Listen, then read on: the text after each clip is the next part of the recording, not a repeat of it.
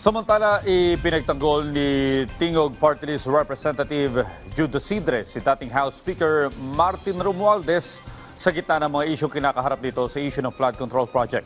Panawagan ng isang mambabatas, kusa ng ilabas ang kopya ng SALN ng mga kongresistang nadadawit sa korupsyon.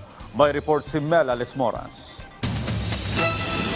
Nanawagan na si Akbayan Party List Representative Shell Jokno sa liderato ng Kamara na kusa ng ilabas ang kopya ng Statement of Assets, Liabilities and Net Worth o SALN ng mga kongresistang nadadawit sa maanumalyang flood control project sa bansa. Sabi ni Jokno, mahalagang maisumiti na ito sa mga ahensyang nagsisiyasat sa issue sa lalong madaling panahon para makatulong sa kani-kanilang investigasyon. It's very important for transparency and accountability. At hindi ko lang alam kung hinihingi na yan ng ating mga iba't ibang mga ahensya, pero dapat matagal na rin hiningian ng DOJ, ng Ombudsman.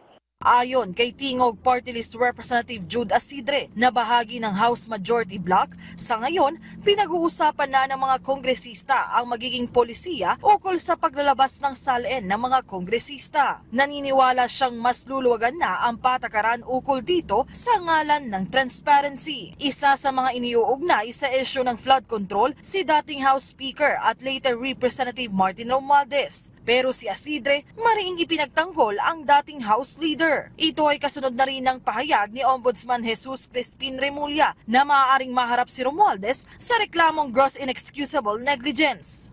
Alam niyo ang Speaker, hindi ho yan boss ng mga congressman. Hindi ho siya presidente ng pababang kapulungan. Lahat po kami, all 300 of us, have our respective mandates. And even in the case of the appointments or the election of or the designation of, or however you call it, of committee chairmanships, all those are actions not of the speaker, but actions of the plenary, di ba? Yung kung sino ang nagiging chairman for whatever committee. Bukod kay Romualdez, idinadawit din sa flood control scandal si dating House Committee on Appropriations Chair at resigned ako Bicol Party List Representative Elizalde Co. Giit ng kanyang abogado, may banta sa buhay ni Co kaya hindi siya makauwi. Pero pumalag dyan si Navotas City Representative Toby Tiangco. One thing is very clear, no? Doon sa kanyang press statement na walang balak bumalik si Congressman Saldi Co. So, ibig sabihin, porket mayaman siya, makapangyarihan siya, pwede niyang gamitin yung threat to life. Pero yung ordinaryong tao, ordinaryong mamamayan, pag nakasuhan, kailangan niyang harapin. I think mali yun.